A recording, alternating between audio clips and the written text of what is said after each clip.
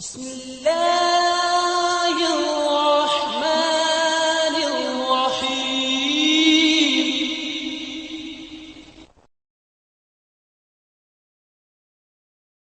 بسم الله الرحمن الرحیم اللهم ارنا الحق حقا وارزقنا اتباعه وارنا الباطل باطلا وارزقنا اجتنابه۔ جو ہم لوگ ٹاپک پڑھ رہے ہیں وہ ہے اعتکاف کی فضیلت، جو جس بک سے ہم ریفرنس کر رہے ہیں وہ بیشتی زیور ہے، جو کہ حضرت مولانا شاہ محمد اشرف علی تھانوی صاحب نے لکھی ہے۔ تو چلیں شروع کرتے ہیں۔ اعتکاف کی فضیلت کا بیان۔ حدیث میں ہے جس نے اعتکاف کیا 10 دن آخری عشرہ رمضان میں ہوگا، وہ اعتکاف مثل 2 حج اور 2 عمروں کے، یعنی اس کو 2 حج اور 2 عمروں کا ثواب ملے گا۔ حدیث میں ہے جس نے اعتکاف کیا اس کو دین کی عبادت یقین کر کے اور ثواب حاصل کرنے کے لیے، تو اس کے گزشتہ گناہ بخش دیے جائیں گے، یعنی گناہ صغیرہ۔ حدیث نمبر 3، حدیث میں ہے کہ پوری حفاظت سرحد اسلام کی 40 دن تک ہوتی ہے، اور جو 40 دن تک سرحد اسلام کی حفاظت کرے اس طرح کہ نہ فروخت کرے کچھ اور نہ خریدے اور نہ کرے کوئی بدعت، پاک ہو جائے گا اپنے گناہوں سے، مثلا گناہوں سے پاک ہونے اس دن کے جس دن اس کو اس کی ماں نے جنا تھا، یعنی گناہوں سے بالکل پاک ہو جائے گا۔ اور حدیث میں حفاظت سرحد اسلام کی تشبیہاً اس کو فرمایا ہے کہ رباط سے اسلامی سرحد پر ملک اسلام کے تمام علاقے دنیا کے چھوڑ کے روزے نماز وغیرہ میں مشغول ہونا اور نفس کی ظاہری اور باطنی حفاظت کرنا اور گناہوں سے بچنا مراد ہے، اور گناہوں سے صغیرہ گناہ مراد ہے، اور یہی صورت چلا نشینی کی صوفیہ کرام میں متعارف ہے۔ دوسرا ہم اس میں لیلۃ القدر کی فضیلت کا بیان کرتے ہیں۔ حق تعالیٰ فرماتے ہیں لیلۃ القدر خیر من الف شہر، یعنی لیلۃ القدر بہتر ہے 1000 مہینوں سے۔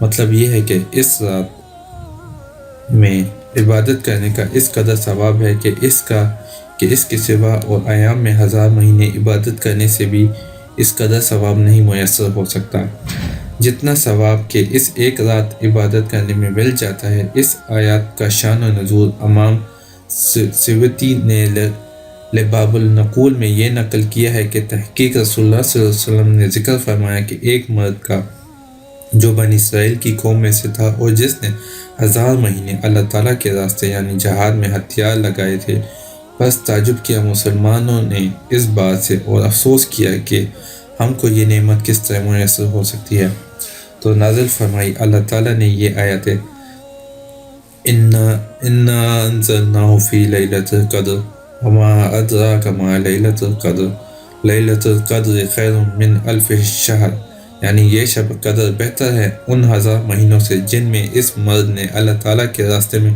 ہتھیار لگائے تھے، یعنی جہاد کیا تھا۔ اور دوسری روایت میں ہے کہ بنی اسرائیل میں ایک مرد تھا جو رات کو عبادت کرتا تھا صبح تک، پھر جہاد کرتا تھا یعنی لڑتا تھا دشمن دین سے، دن میں شام تک سو عمل کیا۔ اس نے 1000 مہینے یہی عمل کے رات کو عبادت کرتا تھا اور دن کو جہاد کرتا تھا، بس نازل فرمائی اللہ تعالیٰ نے یہ آیات لیلۃ القدر خیر من الف شہر، یعنی ان 1000 مہینوں میں سے جن میں سے اس مرد نے عبادت و جہاد کیا تھا یہ رات بہتر ہے۔